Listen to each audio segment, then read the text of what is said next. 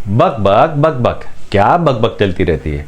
आज हम बक बकेंगे कि कुछ लोग अपनी दुनिया में इतने खो जाते हैं कि उन्हें सुध ही नहीं रहती कि वे कहाँ क्या कर रहे हैं। अब जैसे एक बार मैं लोकल ट्रेन में सो रहा था। हाँ मतलब बैठे बैठे सो रहा था यार। लोकल ट्रेन में कई लोग सोते हैं मेरी तरह बैठे बैठे।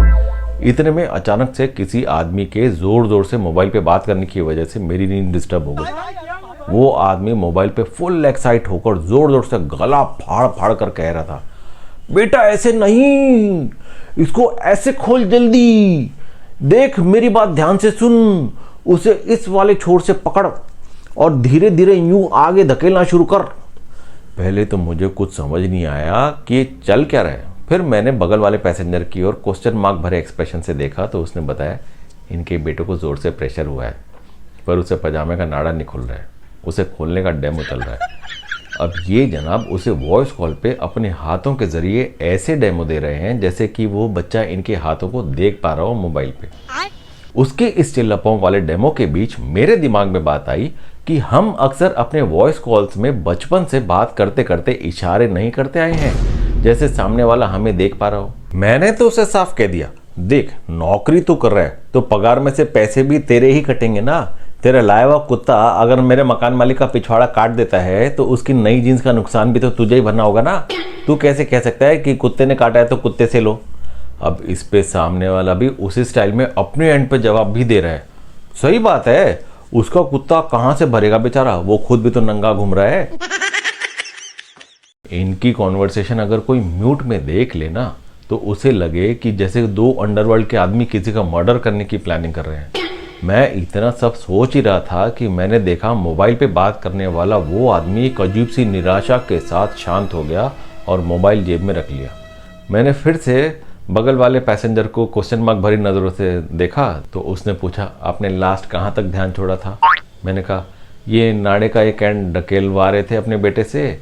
तो उसने वहीं से कंटिन्यू करते हुए कहा, हाँ तो उसके बाद भी बच्चे को नाड़ा खोलना नहीं आया तो इन्होंने हार के उसको नाड़ा काटने की सलाह दी, पर जब तक कैंची मिली कंपकपाते हाथों से नाड़े को काटा गया तब तक देर हो चुकी थी, सब्र का बांध टूट चुका था।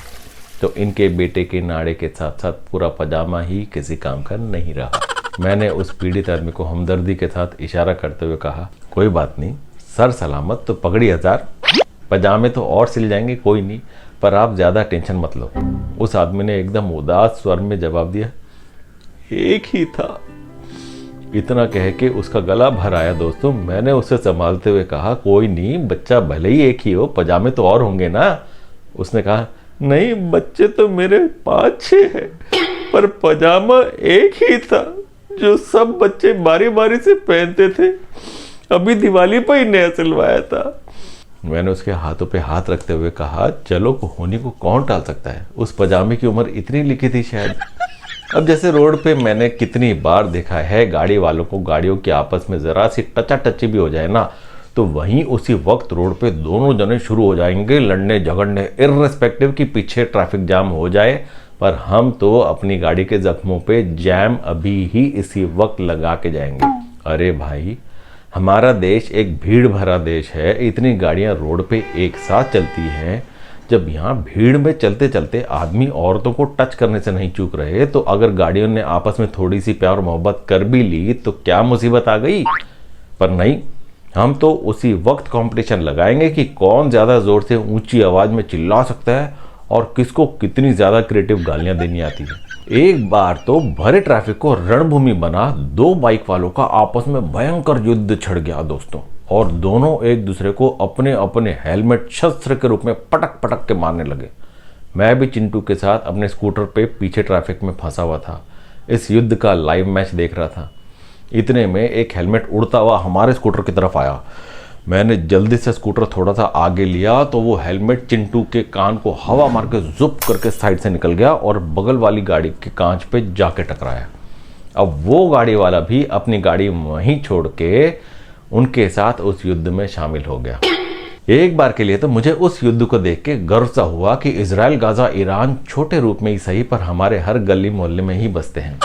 पर फिर ये बात भी रियलाइज हुई कि ये युद्ध वगैरह तो ठीक है, पर हेलमेट के उड़ के आने पर मजा नहीं आया। कम से कम उस हेलमेट के अंदर एक आध आदमी भी साथ उड़ के आया होता तो असली मज़ा आता है ना। आप लोग भी ऐसा ही कुछ एक्सपेक्ट करते हो ना मेरे वीडियो से? नहीं तो कर नहीं दिया होता अब तक लाइक शेयर और सब्सक्राइब।